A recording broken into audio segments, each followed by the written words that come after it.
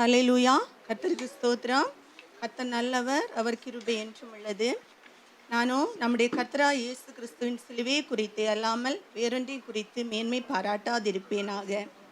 கெத்செமனி தோட்டம் முதல் கொல்கொதா வரை இயேசு கிறிஸ்து எப்படிப்பட்ட வேதனைகளை அனுபவித்தார் என்பதை குறித்ததான ஒரு சிறிய கண்ணோட்டம் இதோ உங்கள் முன். மருத்துவ பார்வையில் இயேசுவின் சிலுவை மரணம். கெத்செமனே தோட்டம் முழுவதும் ஒலிவ மரங்களால் நிறைந்துள்ளது. அங்கு ஒலிவ ஆலயம் காணப்படுகிறது. எப்படி ஒலிவ பழங்களால் இடித்து உடைக்கப்பட்டு ஒலிவ எண்ணெயாக மாற்றப்படுகிறதோ அப்படியே இயேசுவின் மனதும் உடைக்கப்படுவதை கெத்செமனே தோட்டத்தில் நாம் பார்க்கலாம். கெத்செமனி தோட்டத்தில் இயேசுவின் ஜெபம். கெத்செமனி தோட்டத்தில் இயேசு ஆத்தும வியாகுலத்தோடு ஜெபிக்கும்போது அவரது வியர்வை இரத்தமாக மாறுகிறது. இது உண்மையா? இது சாத்தியமா? ஆம், இது முற்றிலும் உண்மை என மருத்துவ ஆய்வுகள் நிரூபித்துள்ளன. கெத்செமனியில் இயேசு கிறிஸ்து மிகுந்த மன அழுத்தத்தோடு ஜெபிக்கும் வேளையில் தோளின் கீழுள்ள கேப்பிலரிஸ் உடைந்து, அதாவது கேப்பிலரி சேதமடைந்து அதிலிருந்து இரத்தம் கசிந்து வியர்வையின் துவாரங்கள் வழியாக வெளியே வந்து வியர்வையுடன் இரத்தம் கலக்கிறது.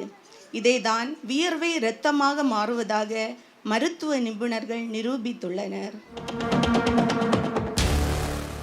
கைது மற்றும் இரவு விசாரணை.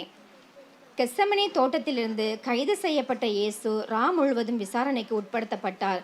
பொதுவாக ரோம அரசாங்க சட்டப்படி குற்றம் சாட்டப்பட்ட நபரை விசாரணைக்கு கொண்டு செல்ல வேண்டுமென்றால் பல சட்ட விதிமுறைகள் இருந்ததாக கூறப்படுகிறது.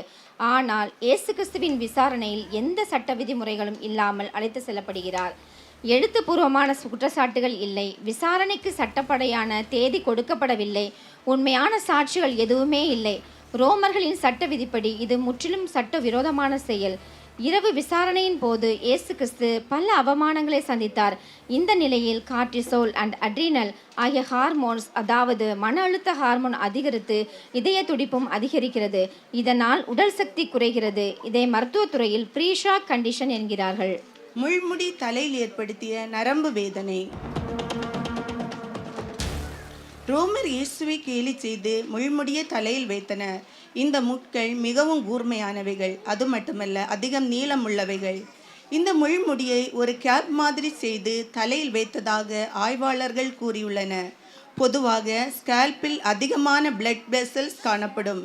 முள்முடியை ஒரு கேப் மாதிரி வைத்து ஒரு கட்டையால் அடிக்கும்போது பிளட் வெசல்ஸிலிருந்து இரத்தம் கசிந்து ஒழுகுவதை நாம் பார்க்க முடியும். முள்முடியை தலையில் வைத்து அடிக்கும்போது ட்ரைஜெமினல் நர்வ் பாதிக்கப்பட்டது. இது முகத்தில் முக்கிய உணர்ச்சி நரம்பாகும். இது முகம், பற்கள் மற்றும் வாயில் ஏற்படும் தொடுதல் மற்றும் வலி உணர்வுகளை மூளைக்கு கொண்டு செல்கிறது. இந்த நரம்பும் தாக்கப்பட்டதாக மருத்துவ ஆய்வுகள் கூறுகின்றன. இந்த நரம்பு தாக்கப்படும் போது மின்சாரம் தாக்கப்படுவது போல் உடல் முழுவதும் ஒரு கடுமையான வலி உண்டாகும். சாட்டையடி. பல தோல்வார்களை கொண்ட ஒரு கொடூரமான சாட்டை. ஒவ்வொரு வாரிலும் இரும்பு உருண்டைகள், கூர்மையான எலும்புகள், கண்ணாடி துண்டுகள் பதிக்கப்பட்டிருக்கும். ரோமானிய சாட்டையடி என்பது வெறும் சாதாரண அடி அல்ல. அதன் வலியை ஒரு எலக்ட்ரிக் ஷாக் இடிமின்னலோடு ஒப்பிடுவதற்கு சமம். முதலில் கம்பத்தில் கட்டுவார்கள். இதற்காகவே பயிற்சி பெற்ற 2 போர் வீரர்கள் மாறி மாறி அடிப்பாங்க. அப்பொழுது உள்ளே இருக்கும் நரம்புகள் மற்றும் தமனிகள் வரை கிழிக்கப்பட்டு உடலின் உள் உறுப்புகளும் குடல்களும் வெளியே தெரியும் அளவிற்கு சிதைக்கப்பட்டிருப்பதை பார்த்தவர்கள் அதிர்ச்சியில் உறைந்துள்ளனர். இந்த கொடூரமான சாட்டை அடியினால் தோல் கிழிந்து தசைகள் வரை போய் பயங்கரமான ப்ளீடிங் உண்டாகும். Heavy blood loss, circulatory shock, hypovolemic shock ஆரம்பித்து விட்டது. இதை ஹாஃப் டெத் என்று மருத்துவ நிபுணர்கள் கூறுகின்றார்கள். இந்த நிலைமையில்தான் இயேசு சிலுவை சுமக்க கட்டாயப்படுத்தப்படுகிறார். சிலுவை சுமத்தல். சாட்டை அடிக்கு பிறகு இயேசு கிறிஸ்து சிலுவை சுமக்க கட்டாயப்படுத்தப்பட்டார். இந்த சிலுவை எடை ஏறக்குறைய 135 முதல் 150 கிலோ வரை இருக்கலாம் என கூறப்படுகிறது. இவ்வளவு எடையுள்ள சிலுவையை சுமக்கும்போது இன்னும் அதிக இரத்த இழப்பு, தாகம், சோர்வு ஏற்பட்டு இரத்தம் செல்லக்கூடிய பாதைகள் தடை செய்யப்படுகிறது. கொல்கத்தா.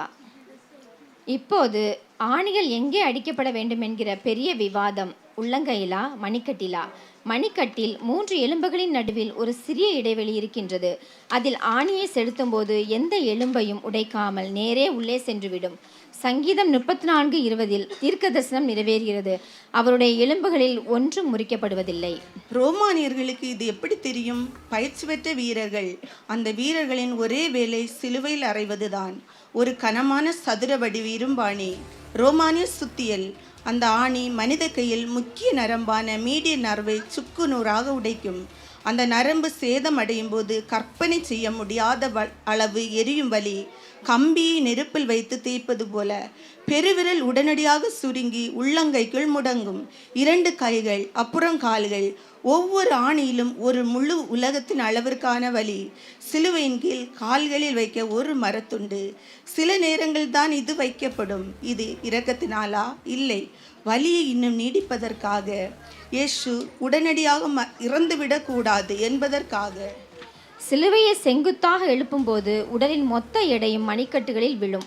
தோள்பட்டை முட்டுகள் 2ம் விலகும். சங்கீதம் 22:14 என் எலும்புகளெல்லாம் கட்டுவிட்டது, என் இருதயம் மெழுகு போலாகி என் குடல்களின் நடுவே உருகிற்று. பிரீத்திங் மெக்கானிசம் முழுவதுமாக செயலிழக்கும். லங்ஸ் முழுவதுமாக விரிவடையாத நிலை. ஆக்சிஜன் லெவல் குறைந்து கார்பன் டை ஆக்சைடு அதிகரிக்கும். மூச்சை வெளியே விட முடியாத நிலை. ஆனால் மூச்சை உள்ளே இழுக்க உடலின் முழு எடையையும் கால்களில் ஊன்றி தண்ணியே மேலே தூக்க வேண்டும். அதாவது ஒவ்வொரு முறை சுவாசிக்கும் போதும் ஆணி துளைக்கப்பட்ட கால்களை ஊன்றி மேலே தூக்க வேண்டும். கிழிந்த கால்களின் வலியை தாங்கவே முடியாது. உயிரை உருவும் வலி. தாகம். ஏற்கனவே அதிகமான பிளட் லாஸ், ஹைப்போவெலிமிக் ஷாக், அதனைத் தொடர்ந்து வாட்டர் லாஸ், சிவியர் டீஹைட்ரேஷன் ஆனதால் கிட்னி கூட செல்லுக்கும் நிலை தள்ளப்பட்டார். கைது செய்யப்பட்ட நேரம் முதல் ஒரு துளி தண்ணீர் கூட கிடைக்காத அவல நிலை. சங்கீதம் 22:15 என் பெலன் ஓட்டை போல் காய்ந்தது, என் நாவு மேல் வாயோடை ஒட்டி கொண்டது. விழாவில் ஈட்டியால் குத்தப்படுதல். இயேசுவின் விழாவில் ஈட்டியால் குத்தினார்கள். இதனால் இரத்தமும் நீரும் வெளியேறின. இப்படி விழாவில் குத்தும்போது ஃப்ளூரல் ஃப்ளூயிடு, பெரிகார்டியல் ஃப்ளூயிடு மற்றும் இரத்தமும் சேர்ந்து வெளியேறுகிறது. இதனால் லங்ஸ் மற்றும் பெரிகார்டியம் கிழிந்து காணப்படும். ஃப்ளூரல் ஃப்ளூயிடு அதாவது நுரையீரலை சுற்றி இருக்கும் நீரும், பெரிகார்டியல் ஃப்ளூயிட் அதாவது இருதயத்தை சுற்றி இருக்கும் நீரும் இரத்தத்துடன் சேர்ந்து வெளியாகிறதை தான் நாம் பார்க்கிறோம். இதனால் லங்ஸ் மற்றும் பெரிகார்டியம் கிழிந்து காணப்படுகிறது. இது நிமித்தம் மரணம் உறுதி செய்யப்படுகிறது. மல்டிஃபேக்டர் டெத். இயேசு கிறிஸ்துவின் மரணம் உலக வரலாற்றையே 2ஆக பிரித்தது.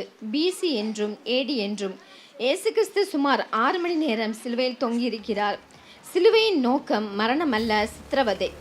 பிசி 700 ஏசாயா சொன்ன தீர்க்க தரிசனம் AD 33 அப்படியே நடந்தது. அவர் மீது விழுந்த சாட்டை அடிகளால் முகம் வெட்டப்பட்டு சிதைக்கப்பட்டிருக்கிறது. ஏசாயா 53:2 அவருக்கு அழகும் இல்லை, சௌந்தரியமும் இல்லை. அவரை பார்க்கும்போது நாம் அவரை விரும்பத்தக்க ரூபம் அவருக்கு இல்லாதிருந்தது. ஏசாயா 53:5 தொடர்கிறது. நம்முடைய மீறுதல் நிமித்தம் அவர் காயப்பட்டு, நம்முடைய அக்கிரங்கள் நிமித்தம் அவர் நொறுக்கப்பட்டார். நமக்கு சமாதானத்தை உண்டு பண்ணும் ஆக்கினை அவர் மேல் வந்தது. அவருடைய தழும்புகளால் குணமாகிறோம். இதை நேரில் பார்த்த சாட்சியான பேதுரு இப்படியாக சொல்கிறார்.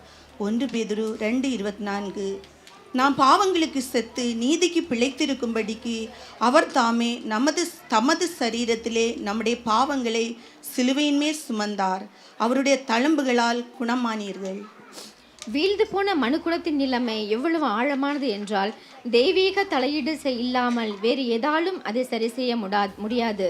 சிலுவையில் நடந்தது தெய்வீக தலையீடு. இயேசுவின் சிரசு, கரங்கள், கால்கள், விலா இவைகளிலிருந்து துக்கமும் அன்பும் ஒன்றாக வந்ததே. இத்தனை அன்பும் துக்கமும் எப்போதாவது ஒருமித்து சந்தித்தது உண்டா?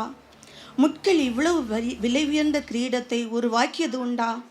இயேசுவின் சிலுவை பாடுகளை யார் நம்பினாலும் சரி, நம்பாவிட்டாலும் சரி, உலக வரலாற்றில் இயேசுவின் மரணத்தைப் போல வேறு எந்த மரணமும் உலகத்தை இந்த அளவிற்கு புரட்டி போடவில்லை என்பது உண்மை. இயேசுவின் மேல் நியமிக்கப்பட்ட தேவ சித்தம் நிறைவேறும்படியாக அவர் காத்திருந்து அனைத்து வழிகளையும் சகித்து கடைசி துளி தண்ணீரும் இரத்தமும் வெளியேறும் வரை காத்திருந்து அவராகவே ஜீவனை ஒப்பு கொடுத்தார். இதிலிருந்து ஒன்று மட்டும் புரிந்து கொள்ள முடிகிறது, இயேசு ஒருவர் மாத்திரமே ஜீவனுக்கு அதிபதி. கடைசியாக ஒன்று மட்டும் சொல்ல விரும்புகிறோம். ஒவ்வொரு நாளும் நாம் கர்த்தருடைய வார்த்தையை கேட்கிறோம் அல்லவா? 2000 வருடமாக மனித குலம் கேட்கிற ஒரே கேள்வி, இயேசு ஏன் மரித்தார்? எதற்காக மரித்தார்? யாருக்காக மரித்தார்? அதற்கான பதில் இதை கேட்டுக்கொண்டிருக்கிற நாம் ஒவ்வொருவரும் தான் முடிவு செய்ய வேண்டும். நாம் அழைக்கப்பட்டவர்கள் கூட்டத்திலா அல்லது தெரிந்து கொள்ளப்பட்டவர்கள் கூட்டத்திலா? இறுதி முடிவு உங்கள் கையில். நீங்களே முடிவு செய்யுங்கள் என்று கூறி விடைபெறுகிறோம். நன்றி. கர்த்தர் நாமம் மகிமைப்படுவதாக.